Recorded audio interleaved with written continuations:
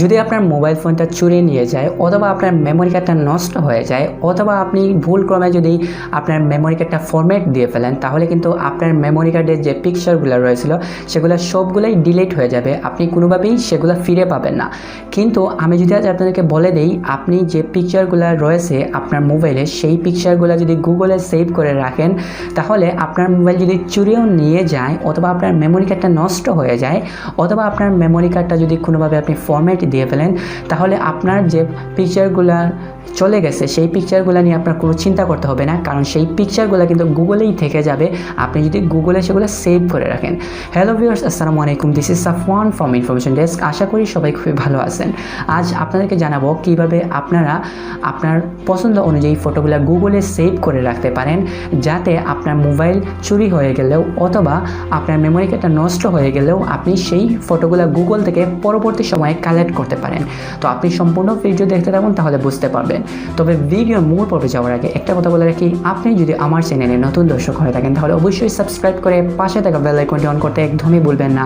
যারা already subscribe করে ফেলেছেন তাদেরকে অসংখ্য ধন্যবাদ।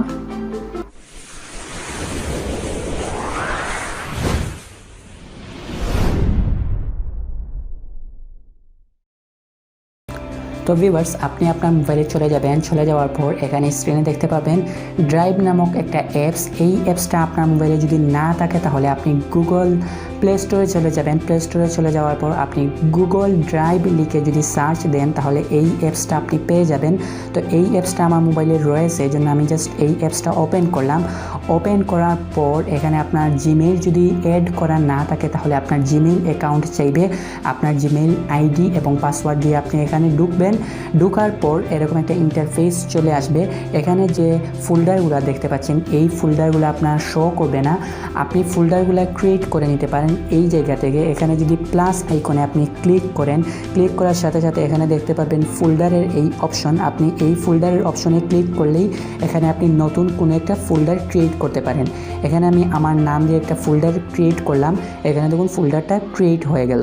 তো এখন আমি এই ফোল্ডারে নতুন কোনো পিকচার রাখতে চাই, যেমন আমার মোবাইলের যে বেস্ট পিকচারগুলো অথবা যে স্মৃতিগুলো রয়েছে, ধরুন আমি 2015 সালে কোনো এক জায়গায় ভিজিট করেছিলাম, সেই ফটোগুলো আমি গুগলে সেভ করে রাখতে চাই, কারণ সেই ফটোগুলো যদি আমার মোবাইল থেকে ডিলিট হয়ে যায় তাহলে কিন্তু আমি আর পাবো না। সেজন্য আমি এই প্লাস আইকনে ক্লিক করব।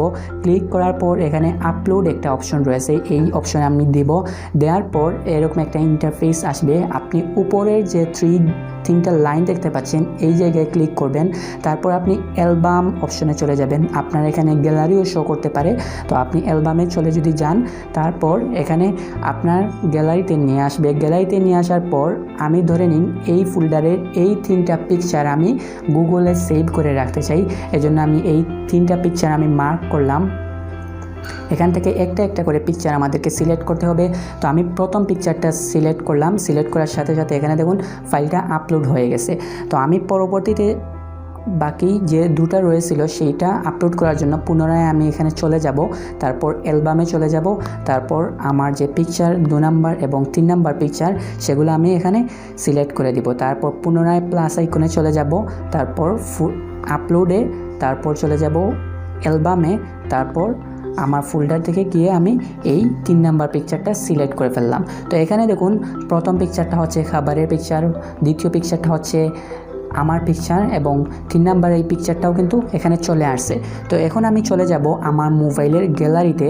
গ্যালারিতে যাওয়ার পর আমি যদি সেই পিকচারগুলো ডিলিট করে দেই, এখানে দেখুন এই 3টা পিকচার ধরে নিন আমার মোবাইল থেকে সেগুলো ডিলিট হয়ে গেল। আমি ডিলিট অপশনে ক্লিক করে ডিলিট করে দিলাম। এখানে দেখুন এই ফাইলে কোনো পিকচার নাই।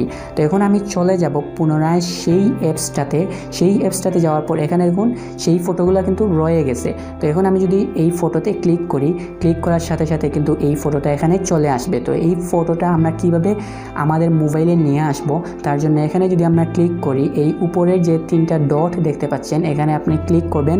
তারপর এখানে দেখতে পাবেন কয়েকটা অপশন রয়েছে। তো আপনি এখানে একটু নিচের দিকে যদি যান তাহলে এখানে দেখতে পাবেন ডাউনলোড একটা অপশন রয়েছে। আপনি যদি ডাউনলোডে ক্লিক করেন তাহলে কিন্তু ফটোটা ডাউনলোড হয়ে যাবে। এখানে দেখুন ডাউনলোড হচ্ছে, ডাউনলোড ম্যানেজারে ডাউনলোড হচ্ছে। তো ডাউনলোড হওয়ার পর এটা কিন্তু গ্যালারিতে সেভ হয়ে যাবে। তারপর এই ফটোটা যদি আমি ডাউনলোড ডাউনলোড করতে চাই, কারণ এটা আমার মোবাইল থেকে ডিলিট হয়ে গেছে। এজন্য আমি উপরের যে 3টা ডট এখানে ক্লিক করব, তারপর এখান থেকে ডাউনলোড অপশনে দেওয়ার সাথে সাথেই কিন্তু এটা ডাউনলোড হয়ে যাবে। এখানে দেখুন ডাউনলোড হচ্ছে, ডাউনলোড হওয়ার সাথে সাথে আমার গ্যালারিতে চলে আসবে। তো এখন আমি চলে যাব আমার মোবাইলের গ্যালারিতে যাওয়ার পর আমরা দেখব সেই ফটোগুলো আসছে কিনা। তো আমরা সেগুলো দেখার জন্য এখানে যদি চলে যাওয়ার পর আমরা দেখব গুগল থেকে যেগুলো ডাউনলোড করেছিলাম সেই ফটোগুলো কোথায় রয়েছে। সেই ফটোগুলো আমরা পেয়ে যাব আমাদের ডাউনলোড ম্যানেজারে। তো এখানে ডাউনলোড যে অপশনটি রয়েছে সেই অপশনে যদি আমরা চলে যাই, তাহলে একদম নিচের দিকে এখানে দেখতে পাবেন এই ফটোটা এখানে চলে আসছে। তো আমরা আমাদের ফটোটা এখানে পেয়ে গেলাম। পূর্বে কিন্তু সেই ফটোটা আমাদের মোবাইল থেকে আমরা ডিলিট করে ফেলেছিলাম, ডিলিট করার পরেও কিন্তু গুগলে সেভ রয়েছে। তো এইভাবে যদি আপনার মোবাইলটা নষ্টও হয়ে যায় অথবা মেমোরি কার্ডটা নষ্ট হয়ে যায়, তাহলে কিন্তু গুগলে সেই ফটোটা সেভ করা থাকবে। তাহলে আপনি পরবর্তীতে সেই ডাউনলোড করে আপনার মোবাইলে নিয়ে আসতে পারেন আপনার জিমেইল অ্যাকাউন্টের মাধ্যমে। তাহলে বুঝতেই পারলেন কিভাবে আপনার পছন্দের ফটোগুলো গুগলে সেভ করে রাখতে পারেন, যাতে পরবর্তীতে যদি আপনার মোবাইল চুরিয়ে নিয়ে যায় অথবা আপনার মেমোরি কার্ডটা নষ্ট হয়ে যায় অথবা আপনি ফোন থেকে সেগুলো ডিলিট করে দেন, তাহলে পরবর্তীতে আপনি গুগল থেকে সেই ফটোগুলো পুনরায় ডাউনলোড করে আপনার মোবাইলে নিয়ে আসতে পারবেন।